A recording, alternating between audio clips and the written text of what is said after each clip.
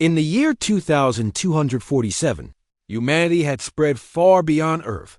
Space exploration was no longer a dream but a reality. Ships traveled across galaxies, and colonies were established on distant planets. Among the many species humans encountered were the Kelith, an alien race known for their advanced technology and mysterious ways. The Kelith rarely interacted with outsiders, and when they did, it was often with suspicion.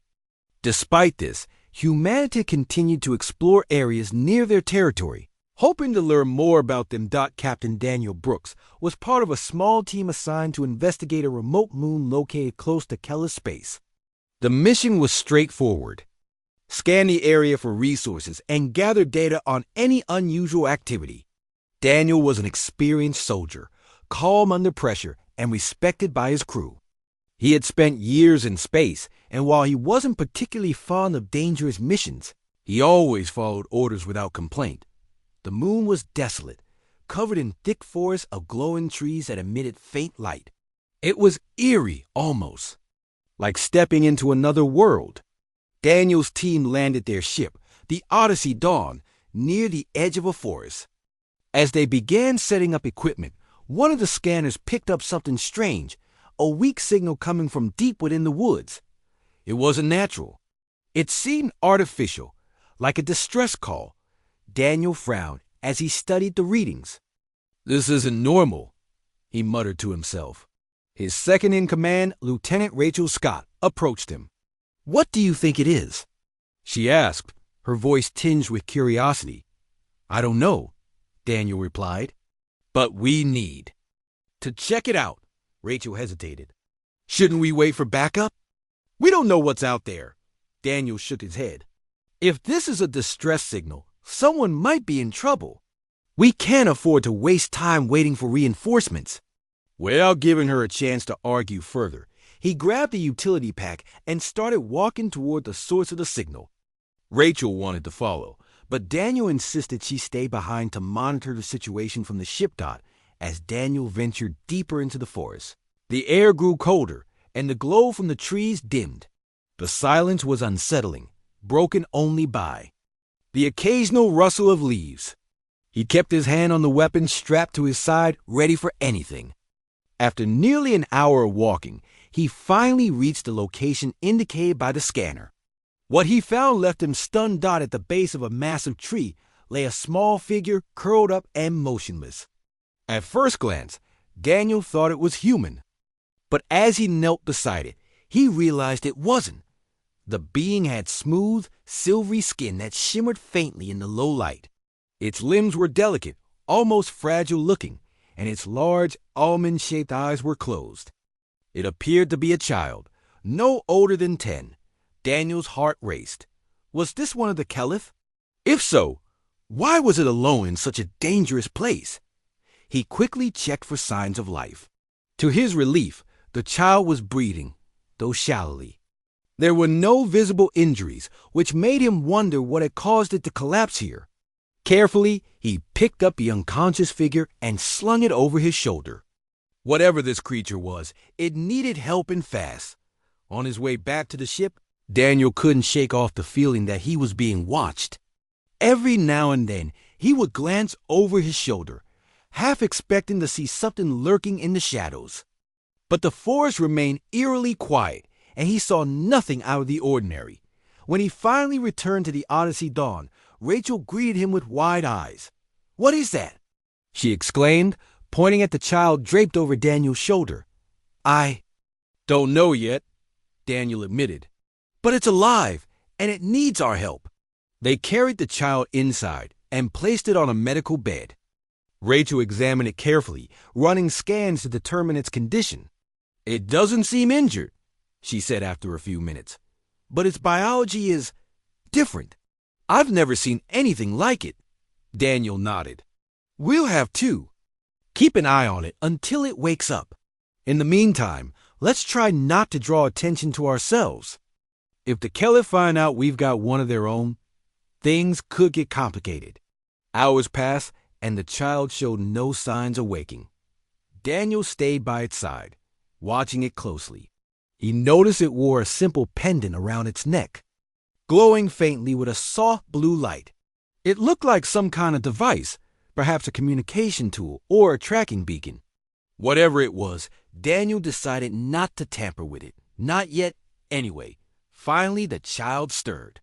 Its eyes fluttered open, revealing irises that glowed faintly, like tiny stars. For a moment, it stared at Daniel, confusion written all over its face. Then, as if realizing where it was, it bolted upright, panic setting in. Hey, calm down, Daniel said gently, holding up his hands to show he meant no harm. You're safe here. The child didn't understand his words, but its expression softened slightly. It glanced around the room, taking in its surroundings, before looking back at Daniel. Slowly, it reached out and touched his arm. The touch was gentle, almost hesitant, but it sent a jolt through Daniel nonetheless. He felt a strange warmth, as though the child was trying to communicate something beyond language. Over the next few days, Daniel and Rachel worked tirelessly to care for the child.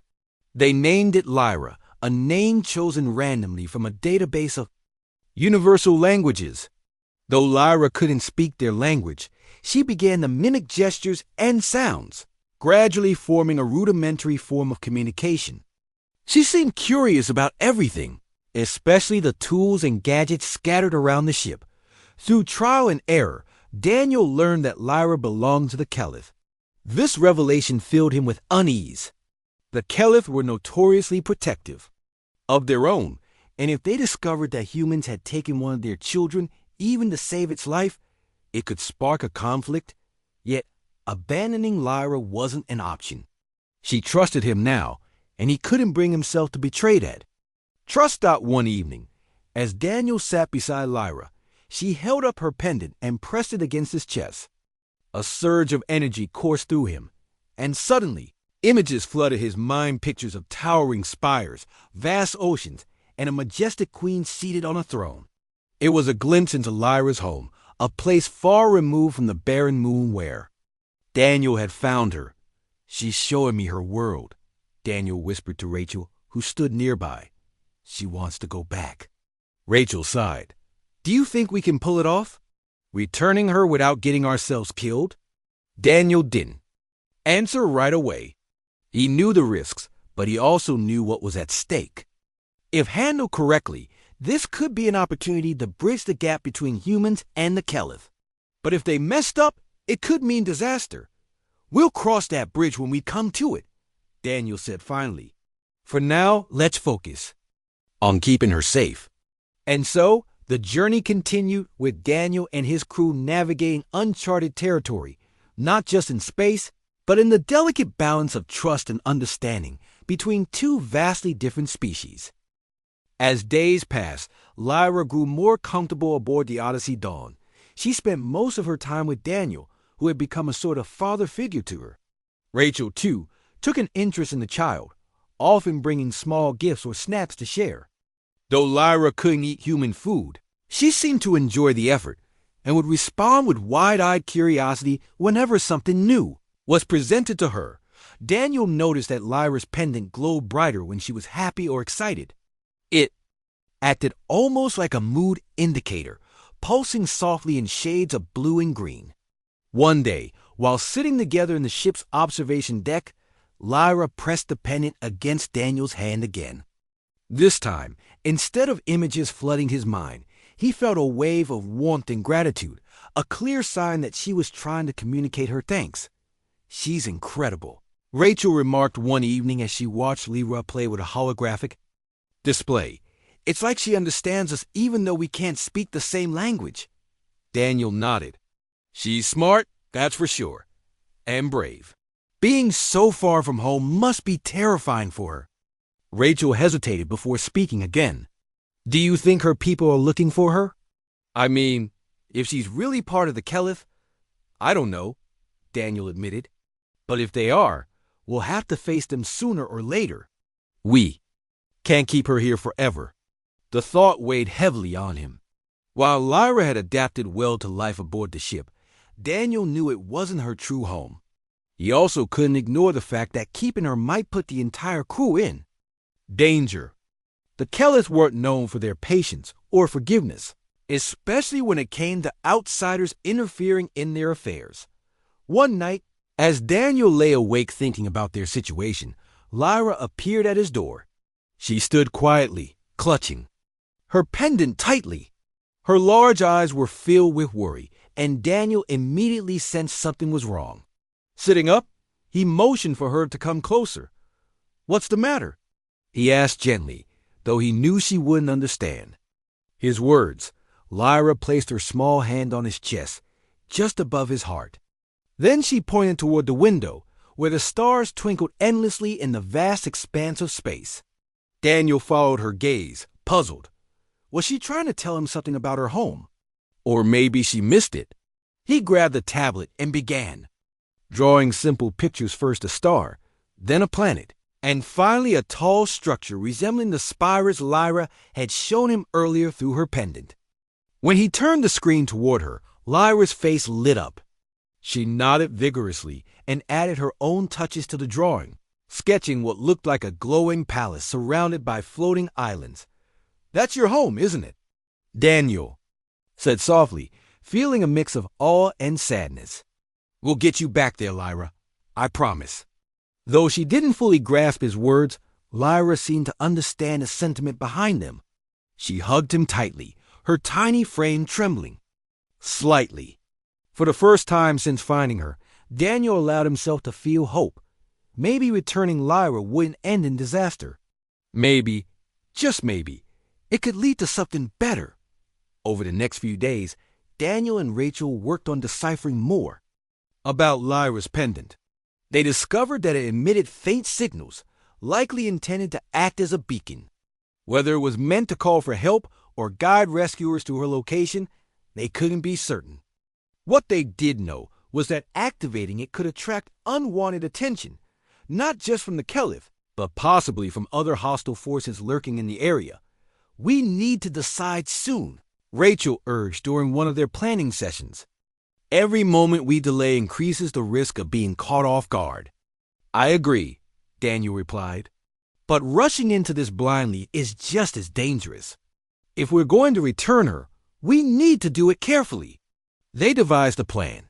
Daniel and Rachel would take a shuttle and head toward the nearest Caliph territory, using Lyra's pendant as a guide.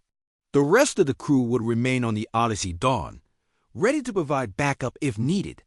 It was risky, but it was the best option they had.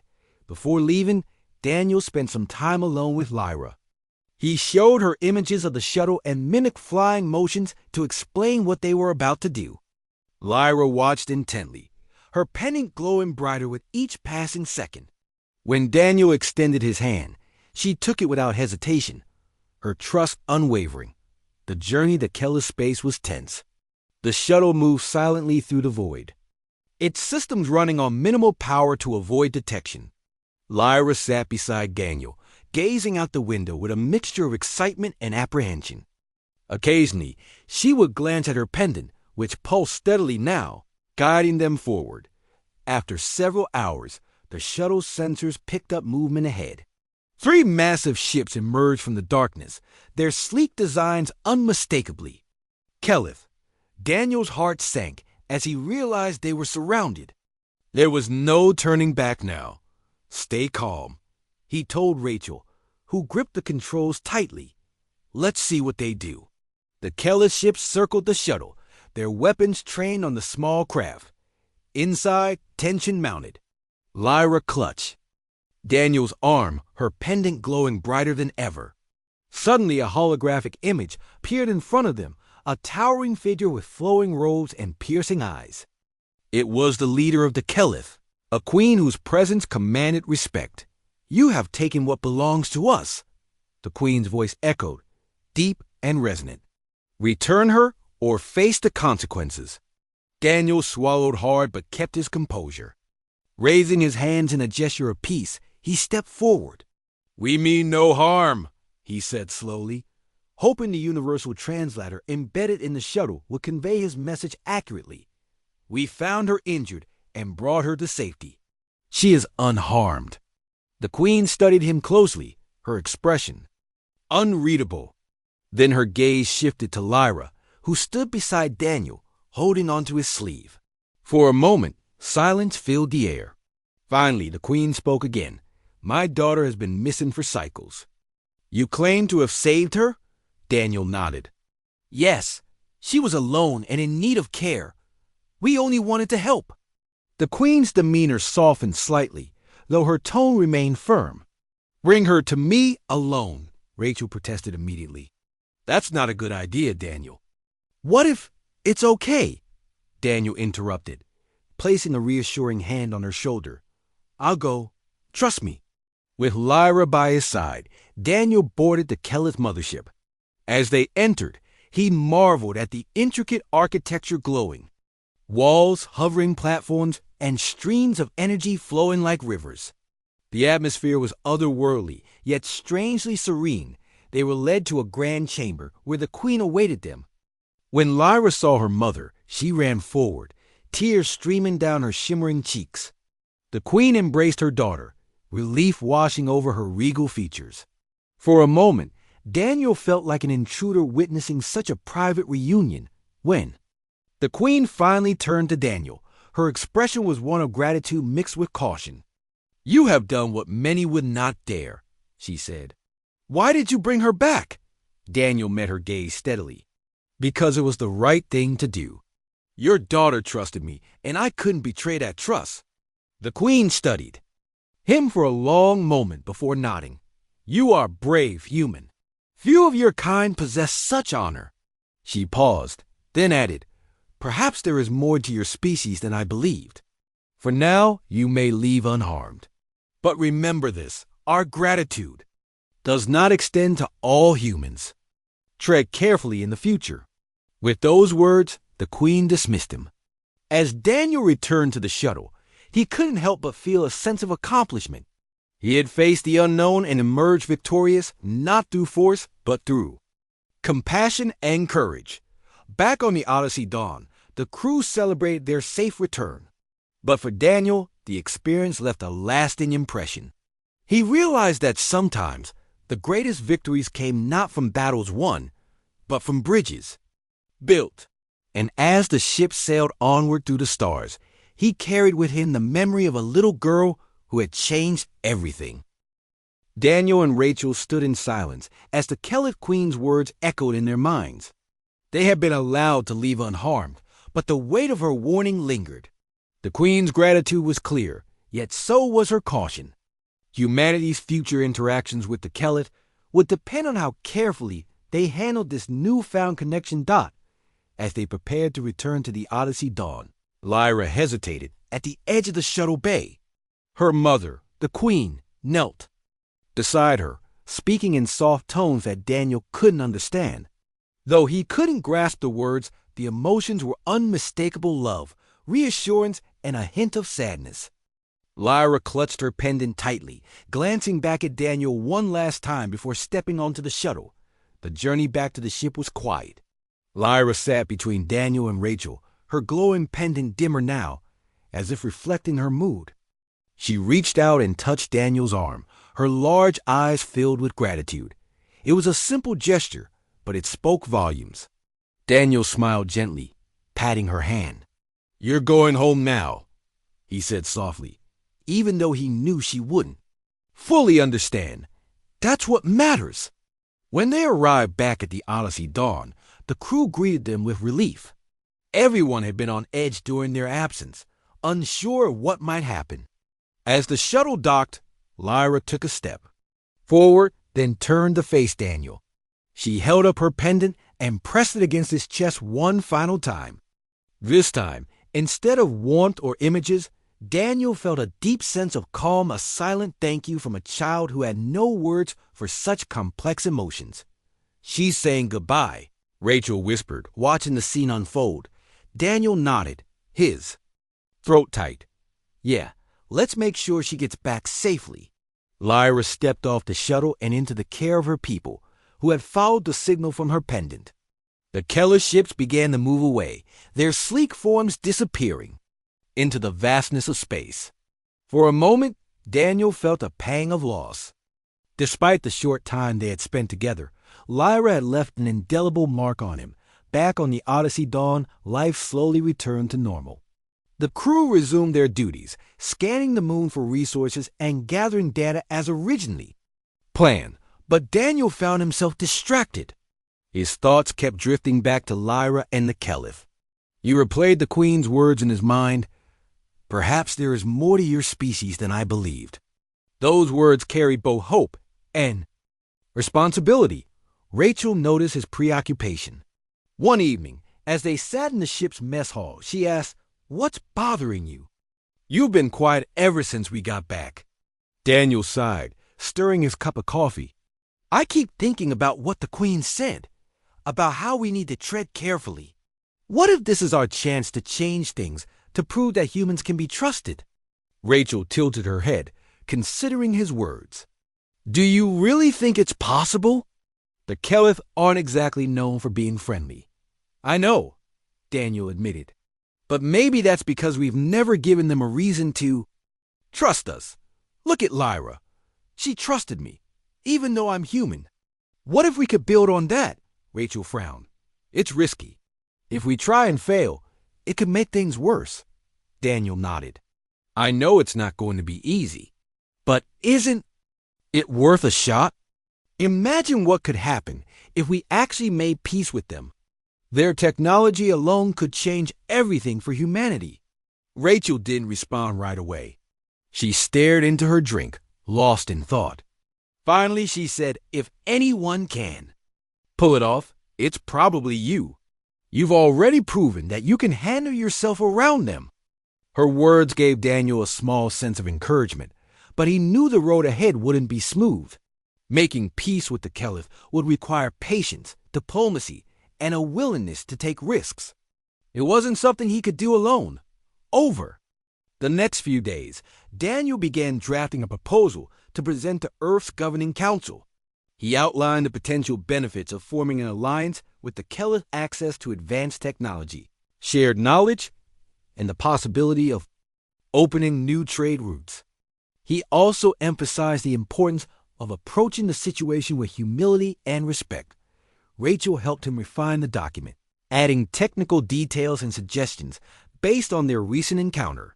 Together, they worked late into the night, determined to make a compelling case.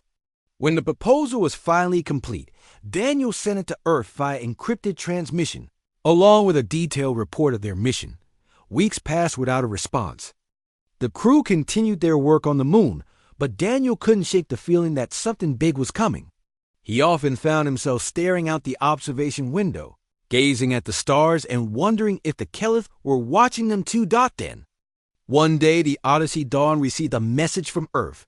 It was a high-priority transmission, marked urgent. Daniel gathered the crew in the main conference room to listen. The voice on the other end belonged to Admiral Carter, a stern but fair leader who oversaw interstellar operations. "Captain Brooks," the Admiral began, his tone serious, "your report has been reviewed by the Council, and while your actions have raised some concerns, they have also sparked significant interest. The potential benefits of establishing peaceful relations with the Caliph cannot be ignored." Daniel felt a flicker of hope. "Does that mean we're authorized to proceed?" he asked. "Not yet," Admiral Carter replied. "We need more information before making any official moves. However, we are granting you permission to initiate contact with the Caliph under strict conditions. You must approach them as representatives of Earth, not as soldiers. Any sign of aggression will jeopardize this opportunity." Daniel nodded, understanding the gravity of the situation. "Understood, sir. We'll proceed with caution." "Good," the Admiral said. "And, Captain, don't let us down. Humanity's future may depend on this." After the transmission ended, the room fell silent. The weight of the task ahead settled over everyone. Daniel turned to his crew. "This is our chance to do something extraordinary, but it won't be easy. Are you with me?" One by one, the crew members voiced their support. Even those who had initially doubted the mission seemed willing to give it a try. Rachel stepped forward, placing a hand on Daniel's shoulder. Whatever happens, we've got your back. With renewed determination, Daniel began preparing for the next phase of their mission. He knew reaching out to the Keleth again would be fraught with challenges, but he also believed it was the right thing to do. If they succeeded, they could pave the way for a brighter future, not just for humanity, but for all species in the galaxy. The Odyssey Dawn set course for Keleth territory once more. This time, however, their mission was different. Instead of exploration or rescue, they carried a message of peace. Daniel stood on the bridge, staring at the view screen as the stars streaked past. Beside him, Rachel adjusted the controls, ensuring the ship remained on course. "Do you think they'll listen?" Rachel asked after a while. Daniel exhaled slowly. "I don't know, but we have to try. For Lyra's sake and for ours." As the ship approached the edge of Keleth's space, Daniel felt a mix of excitement and apprehension. He didn't know what awaited them, but he was ready to face it.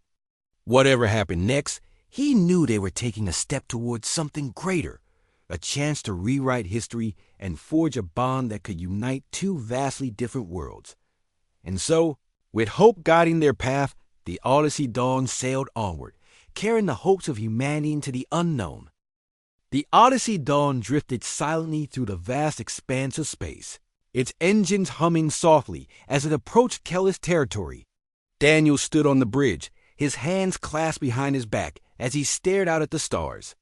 The ship's sensors picked up faint traces of energy ahead signs of Keleth activity.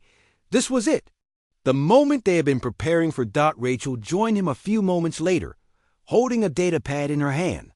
"We're close," she said, glancing at the readings. "Their ships are nearby." Daniel nodded, his jaw tight with tension. "Let's hope they're willing to talk this time." He turned to address the crew. "Everyone, listen up. We're entering Keleth's space now. Stay sharp and follow protocol. No sudden moves, no aggressive actions. Our goal is to communicate, not to provoke." The crew murmured their understanding, each member focused on their tasks. The atmosphere aboard. The ship was tense but determined. They all knew the stakes. If they succeeded, they could open the door to peace. If they failed, it could mean disaster for humanity. As the Odyssey Dawn moved deeper into Keleth territory, several massive ships appeared on the view screen. Their sleek, metallic forms gleamed in the light of a distant star. Daniel felt a chill run down his spine. These were not ordinary vessels. They were powerful, intimidating, and clearly designed for both defense and offense. "Hailing frequencies open," Rachel announced, her voice steady despite the nerves evident in her eyes. Daniel stepped forward, addressing the Keleth through the ship's communication system. "This is Captain Daniel Brooks of the Odyssey Dawn. We come in peace and wish to speak with your leaders." For a long moment, there was no response. The silence was deafening, pressing down on everyone in the room. Then, finally, a holographic image flickered to life on the main screen. It was the Queen again, her regal presence commanding immediate attention. Her piercing gaze swept over the humans, lingering briefly on Daniel. "You dare return?" she asked, her tone measured but firm. "What do you want?" Daniel swallowed hard but kept his composure. "Your Majesty, we have come to extend an offer of peace. Humanity wishes to build a relationship with the Keleth One based on mutual respect and cooperation." The Queen studied him closely, her expression unreadable. "And why should we trust you? Your kind has shown little regard for others in the past." Daniel hesitated, knowing she was right. Humanity's history in space exploration wasn't without its dark chapters. Conflicts, exploitation, and misunderstandings had marked many encounters with alien species. But he also knew that change was possible. "We've made mistakes," he admitted. "But we're here to learn, to do better. When I returned your daughter to you, I saw the potential for something greater between our peoples.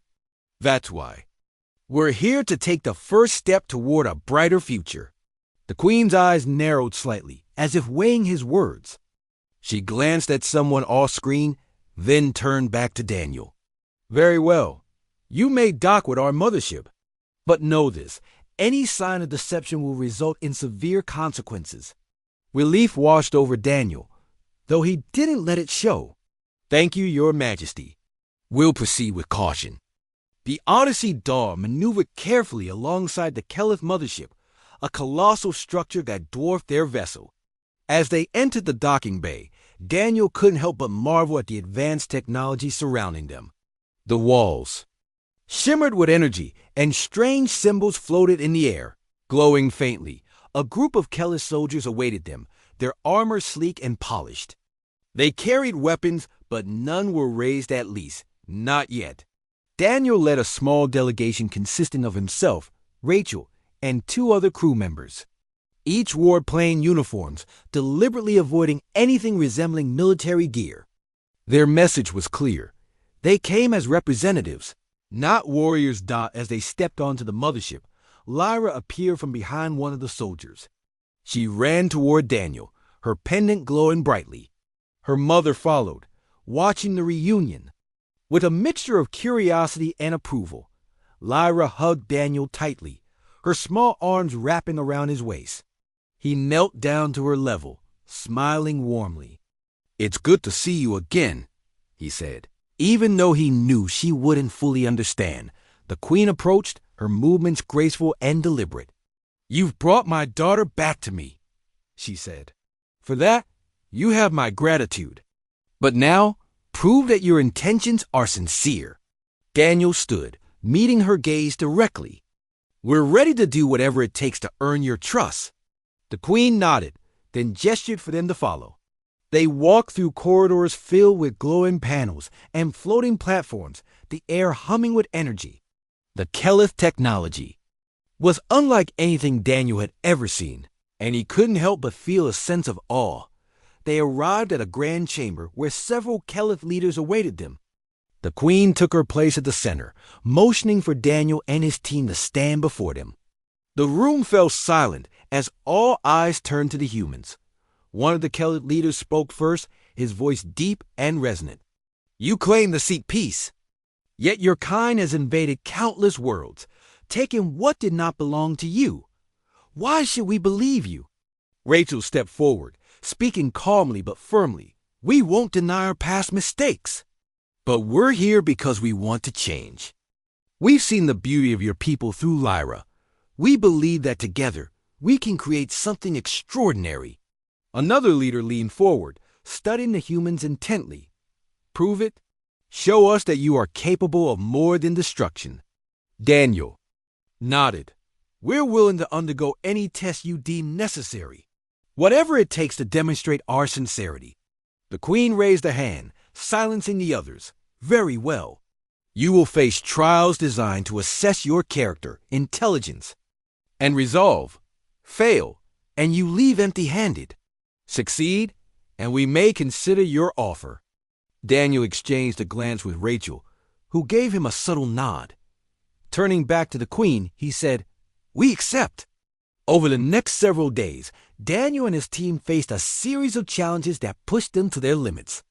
The first trial involved navigating a labyrinth filled with shifting walls and hidden dangers. It tested their ability to think quickly and work together. Despite the obstacles, they managed to reach the end, earning the Kelith's reluctant respect. The second trial required solving complex puzzles tied to Kelith culture and history. Rachel's sharp mind proved invaluable as she deciphered ancient symbols and patterns. By the time they completed the task, even the most skeptical Kelith leaders seemed impressed. The final trial was the most daunting of daunting. Simulated environment where they had to survive using only their wits and teamwork. The simulation mimicked harsh conditions, forcing them to adapt and persevere. Through sheer determination, they endured, emerging victorious. When the trials concluded, the Queen summoned them once more. Standing before her, Daniel felt a mix of exhaustion and pride. He had given everything he had to prove humanity's worth, and now it was up to the Kelith to decide. The Queen regarded him thoughtfully, her expression softening slightly. "You have shown courage, intelligence, and compassion. Few would have endured what you have faced. Perhaps there is truth in your words. Daniel bowed his head respectfully. Thank you, Your Majesty. We hope to continue proving ourselves worthy of your trust. The Queen nodded. Very well. A new chapter begins, but tread carefully, for the path ahead is fragile. With those words, Daniel knew they had taken the first step toward a brighter future. As they left the mothership and returned to the Odyssey Dawn, he felt a renewed sense of purpose. Peace was within reach, and he was determined to hold on to it with both hands. The Odyssey Dawn floated silently in space as the crew prepared for their departure from Kelith territory. The trials were over, and the Queen's words still echoed in Daniel's mind. A new chapter begins, but tread carefully, for the path ahead is fragile. He knew that while they had earned a measure of trust, it was only the beginning. Maintaining that trust would require constant effort and vigilance. As the ship moved away from the Kelith mothership, Rachel approached Daniel on the bridge. Do you think we did enough? She asked, her voice tinged with uncertainty. Daniel leaned against the control panel, staring out at the stars. I don't know, he admitted, but I think we've laid the groundwork. Now it's up to us and humanity to keep building on it. Rachel nodded slowly. What happens next? Do we go back to Earth? For now, yes, Daniel replied. We need to report everything to the Council and share what we've learned. But this isn't the end. It's just the start. When the Odyssey Dawn finally returned to Earth, the crew was greeted with a mix of excitement and curiosity. News of their mission had spread quickly, thanks to Admiral Carter's updates to the Governing Council. Reporters gathered outside the landing site, eager to hear about humanity's first real attempt at forging peace with the Kelith. Daniel stepped off the ship alongside Rachel, shielding his eyes from the bright flashes of cameras. A government official approached him, extending a hand. Captain Brooks, Lieutenant Scott, welcome back. Your efforts have not gone unnoticed.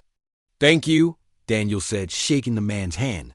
But there's still a lot of work to be done. The official nodded. Indeed. The Council has called an emergency session to discuss your findings. They're eager to hear what happened during your time with the Kelith. Over the next few days, Daniel and Rachel presented their experiences to the Council. They described the trials, the Kelith's advanced technology, and the Queen's cautious but hopeful attitude. They emphasized the importance of patience and respect when dealing with the alien species. Admiral Carter listened intently, his expression serious. When Daniel finished speaking, the Admiral leaned forward. You've taken a significant risk, Captain. And while your actions have opened a door, we must proceed carefully. Any misstep could undo everything. I understand, sir, Daniel replied. That's why I recommend sending diplomats, not soldiers, to continue negotiations. We need to show the Kelith that we're serious about peace. The Admiral nodded thoughtfully. It's a sound suggestion. I'll bring it before the Council for consideration. In the meantime, rest and recover. You've earned it. Though Daniel appreciated the break, he found it difficult to relax. His thoughts kept returning to Lyra and her mother, the Queen. He wondered how the Kelith viewed humanity now. Had their efforts truly made a difference? Or were they still seen as outsiders unworthy of trust?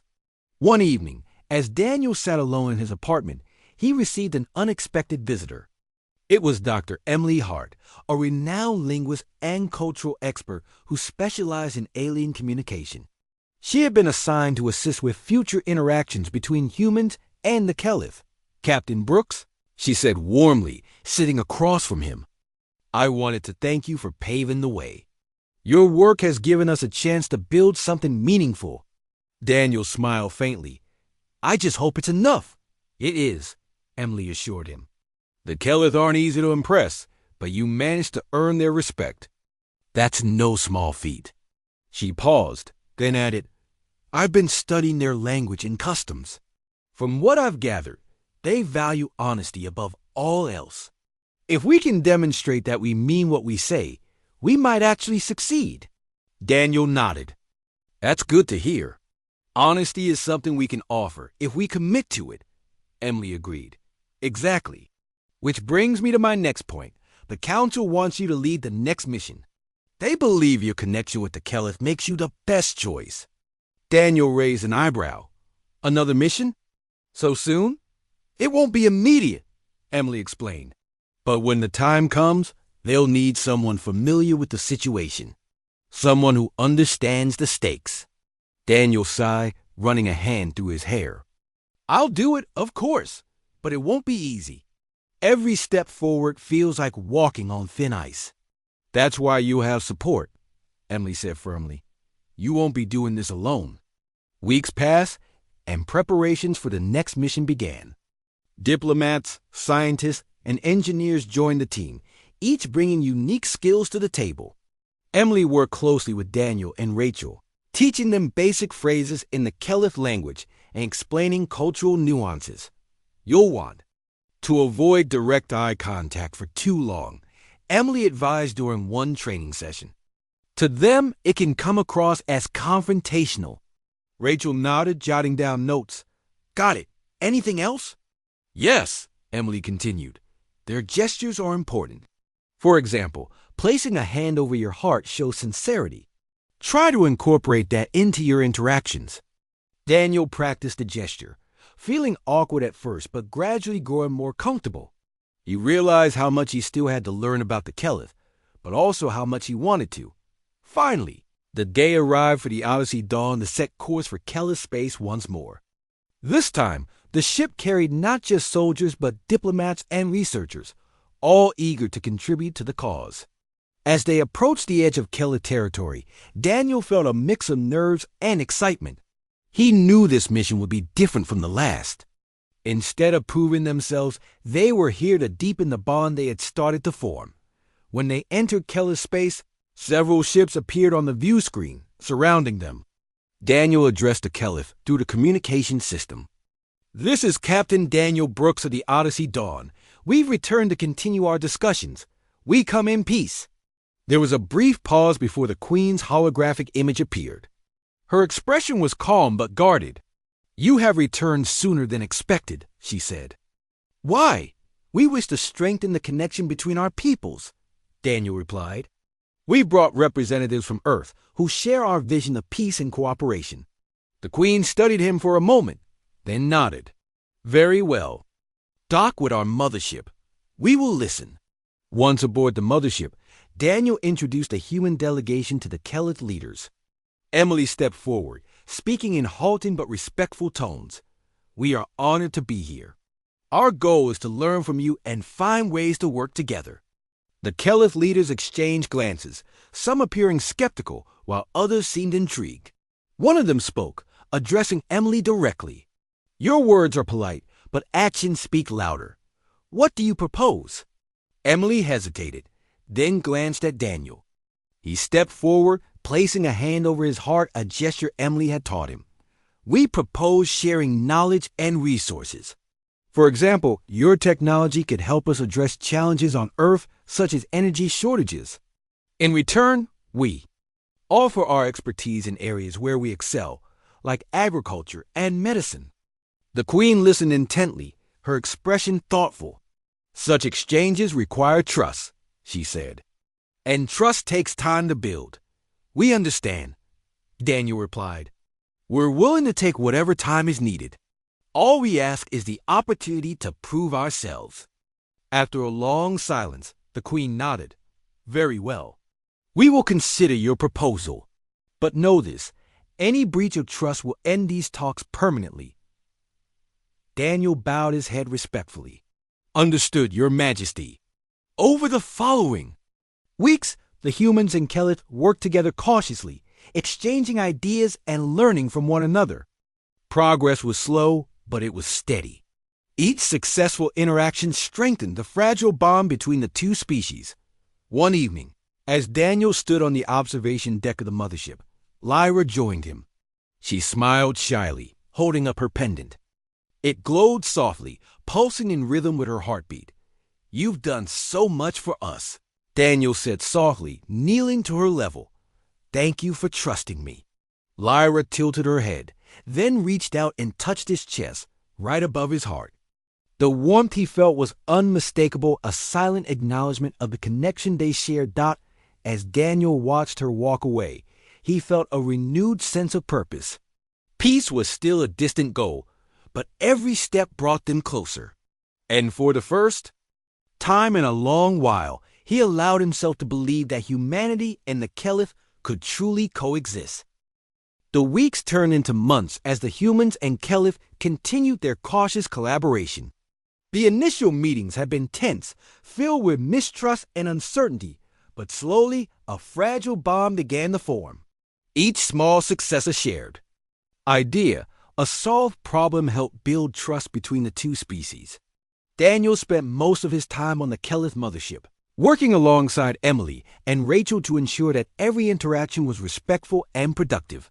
One day, as Daniel walked through the glowing corridors of the mothership, he noticed something different. The Caliph seemed more relaxed around the humans. Their movements weren't as rigid, and some even exchanged brief smiles or nods. It was subtle, but it was progress. He realized that these tiny shifts in behavior were signs that their efforts were paying off. That evening, the Queen summoned Daniel and the rest of the human delegation to her throne room. When they arrived, she greeted them with a calm but serious expression. "You have shown patience and respect," she said. "For that, you have earned a reward." Daniel blinked, surprised. "A reward?" The Queen nodded. "Yes, a token of our gratitude for your dedication to peace." She gestured to one of her attendants, who stepped forward holding a small crystalline object. It shimmered faintly, its surface etched with intricate patterns that seemed to shift and glow under the light. "This is a fragment of Caliph technology," the Queen explained. "It holds immense power that could revolutionize your energy systems, your travel, and much more. Use it wisely." Emily gasped softly, her eyes widening at the sight of the crystal. Even Rachel looked stunned. Daniel hesitated, unsure whether to accept such a gift. "Your Majesty, this is incredible. But are you certain? This must be incredibly valuable." "It is," the Queen replied, "but so is peace. Consider this a gesture of goodwill, a symbol of what we can achieve together." Daniel bowed deeply, his heart swelling with gratitude. "Thank you, Your Majesty. We will honor your trust." Back aboard the Odyssey Dawn, the crew gathered to examine the crystal. Its glow pulsed gently, almost as if it were alive. Emily carefully studied its structure, marveling at its complexity. "This is beyond anything we've ever seen," she said. "If we can understand how it works, it could change everything for humanity." Rachel nodded, her excitement tempered by caution. "We need to handle this carefully. If word gets out about this kind of power, it could cause problems back on Earth." "You're right," Daniel agreed. "We'll keep it secure until we figure out the best way to use it. For now, let's focus on finishing what we started." Here, as the days passed, the humans and Caliph made significant strides in their cooperation. They shared knowledge about sustainable farming techniques, medical advancements, and efficient resource management. In return, the Caliph introduced the humans to concepts far beyond their current understanding methods of harnessing energy. From stars, creating self-sustaining ecosystems, and even manipulating gravity. Lyra often joined Daniel during these exchanges, acting as a bridge between the two groups. Her presence brought warmth to the otherwise formal interactions. She would mimic gestures or translate emotions when words failed, earning smiles from both sides. One day, while watching Lyra interact with Emily, Daniel felt a pang of nostalgia. He realized how much she had grown since he first found her on that desolate moon. "She's amazing," Rachel said, standing beside him. "She's helping us more than we could have imagined." Daniel smiled. "Yeah, she's special." Eventually, it was time for the humans to return to Earth. The mission had been a success, but it wasn't the end. It was only the beginning. As the Odyssey Dawn prepared to leave, the Queen called Daniel to her chamber for a private farewell. "You've done well, Captain Brooks," she said, her tone softer than usual. "Not just for your people, but for mine as well. You've shown that trust can exist between us. Thank you, Your Majesty, Daniel replied. I couldn't have done it without your guidance and Lyra's courage. The Queen glanced toward Lyra, who stood nearby clutching her pendant. She has grown fond of you, the Queen said. And I believe you've grown fond of her too. Daniel nodded, feeling a lump in his throat. She reminds me of why we're doing this, of what's possible when we choose understanding over fear. The Queen placed a hand on his shoulder, a rare gesture of affection. Take care, Captain. And remember, the path to peace is never easy, but it is always worth it. When the Odyssey Dawn finally departed, the crew watched as the Kellis ships grew smaller on the view screen. The mood aboard the ship was bittersweet. They had accomplished so much, but leaving felt like saying goodbye to old friends. In the weeks that followed, the humans focused on documenting everything they had learned. Emily worked tirelessly to decode the crystal's secrets, while Rachel helped organize reports for the governing council. Daniel, meanwhile, reflected on the journey they had taken not just across the stars, but within themselves. When they finally reached Earth, they were met with fanfare. News of their achievements spread quickly, sparking hope and excitement among the population.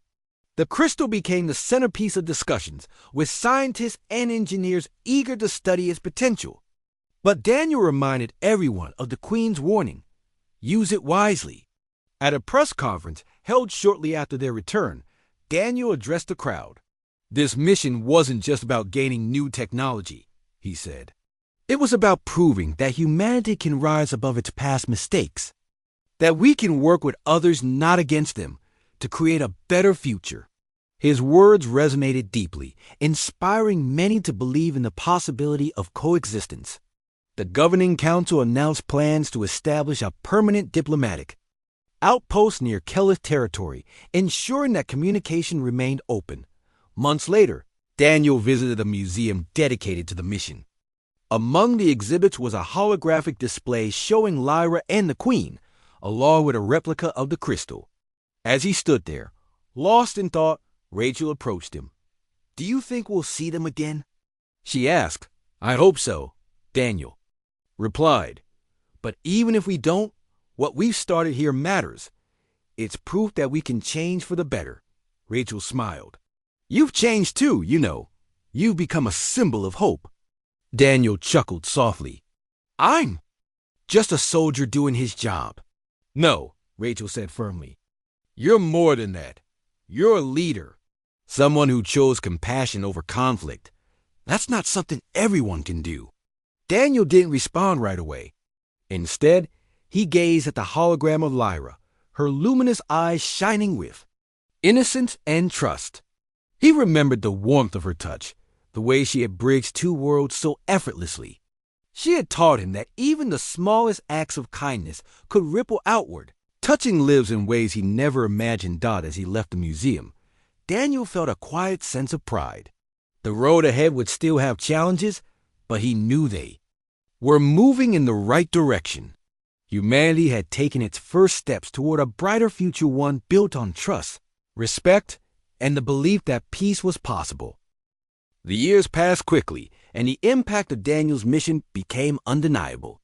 The crystal gifted by the Kellis Queen had transformed human society in ways no one could have predicted. Scientists unlocked its secrets, revealing technology that revolutionized energy production, transportation, and medicine. Entire cities were rebuilt using sustainable methods inspired by the Kellis. Humanity entered a new era of prosperity, one defined not just by progress, but by cooperation. But for Daniel, the true reward wasn't the technology, it was the change in perspective. People began to see the universe differently.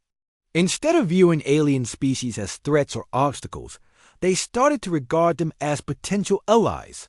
The Kellis, once feared and misunderstood, became symbols of hope. Their willingness to share their knowledge taught humanity an important lesson: that trust and respect could bridge even the widest gaps. Daniel himself became a public figure, though he never sought the attention. He gave speeches at universities, attended conferences, and advised world leaders on interstellar diplomacy. His story inspired countless others to pursue careers in science, exploration, and peacekeeping. Yet despite his fame, Daniel remained humble. To him, he was just a soldier who had made a choice to help instead of harm, to listen instead of judge.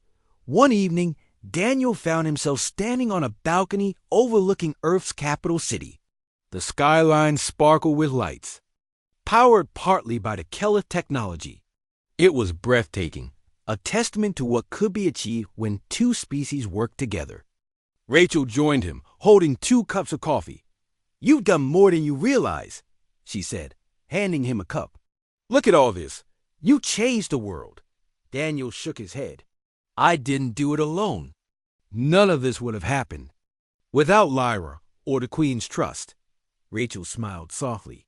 "Still, you were the one who took the first step. That counts for something." They stood in silence for a while, watching the city glow beneath them. After a moment, Rachel spoke again. "Do you ever wonder what Lyra's doing now?" "All the time," Daniel admitted. "I hope she's happy." "I hope they're all happy." Rachel nodded. "Me too. Maybe one day we'll see her again." That day came sooner than expected. Months later, the Odyssey Dawn received a message from Keleth Space, an invitation to visit their homeworld. It was unprecedented. No human had ever been allowed to set foot on their planet. The governing council wasted no time accepting the invitation, and Daniel was chosen to lead the delegation. As the ship approached the Keleth homeworld, Daniel felt a mix of excitement and nervousness. The planet was breathtaking, covered in vast oceans, floating islands, and towering spires that glowed faintly in the sunlight. It looked like something out of a dream. When they landed, the humans were greeted by a procession of Keleth officials. Among them was Lyra, now older, but still recognizable. Her silver skin shimmered, and her pendant hung proudly around her neck. She ran toward Daniel, throwing her arms around him in a tight hug. "It's good to see you," Daniel said, his voice thick with emotion. Lyra stepped back, smiling brightly. "You kept your promise," she said. Her words translated through a device Emily had developed during their previous missions. "I did," Daniel replied. "And look at you. You've grown so much." The Queen appeared moments later, her regal presence commanding respect. She greeted the humans warmly, her tone far friendlier than during their earlier encounters. "Welcome to our home," she said. "Your efforts have brought us closer than we ever thought possible." Daniel bowed slightly. "Thank you for inviting us, Your Majesty. This is an honor." Over the next few days, the humans explored the Keleth homeworld, marveling at its beauty and complexity. They visited schools, research facilities, and cultural landmarks, learning about the Keleth's history and way of life. In return, the humans shared stories of their own struggles and triumphs, painting a picture of a species striving to improve itself. One evening, the Queen hosted a grand feast in honor of the humans. The hall was filled with glowing lights and soft music, creating an atmosphere of celebration and unity. As Daniel sat beside Lyra, he couldn't help but feel a deep sense of gratitude for the journey, for the friendships forged, and for the future that lay ahead. The Queen raised a glass, addressing the gathered crowd. "Today marks a new beginning," she said, "a partnership between our peoples, built on trust and mutual respect. Let this be remembered as the day we chose peace over fear." Cheers erupted from both humans and Keleth, filling the room with joy. Daniel clinked his glass against Lyra's, sharing a smile. For the first time, he truly believed that humanity had turned a corner, that they were capable of greatness, not just for themselves, but for the entire galaxy. After the feast, Daniel wandered outside, gazing up at the stars. Lyra joined him, her pendant glowing softly. "Do you think we'll always be friends?" she asked. "I do," Daniel replied, "because we've learned to understand each other. And understanding is the strongest bond there is." Lyra nodded, leaning against him. "I'm glad I met you." Daniel placed a hand on her shoulder, feeling a surge of warmth. Me too, Lyra. Me too. When the humans returned to Earth, they carried with them not just memories, but a renewed commitment to peace. The alliance with the Kelith continued to grow, paving the way for partnerships with other species. Humanity's reputation in the galaxy shifted from conquerors to collaborators, from aggressors to ambassadors. For Daniel, the journey was far from over. He knew there would always be challenges, moments of doubt, and setbacks. But he also knew that every step forward mattered. And as long as people were willing to choose compassion over conflict, the future would remain bright. Years later, as Daniel grew older, he often thought about the little girl who had changed everything. He kept the replica of her pendant, the one given to him by the Queen, as a reminder of the bond they had forged. It symbolized not just his connection to Lyra, but to a galaxy united by trust and hope. In the end, Daniel realized that the greatest reward wasn't the technology or the recognition. It was the knowledge that one act of kindness could ripple outward, touching lives across the stars. And as he looked up at the night sky, he allowed himself to dream of a future where all beings, human and alien alike, could thrive together.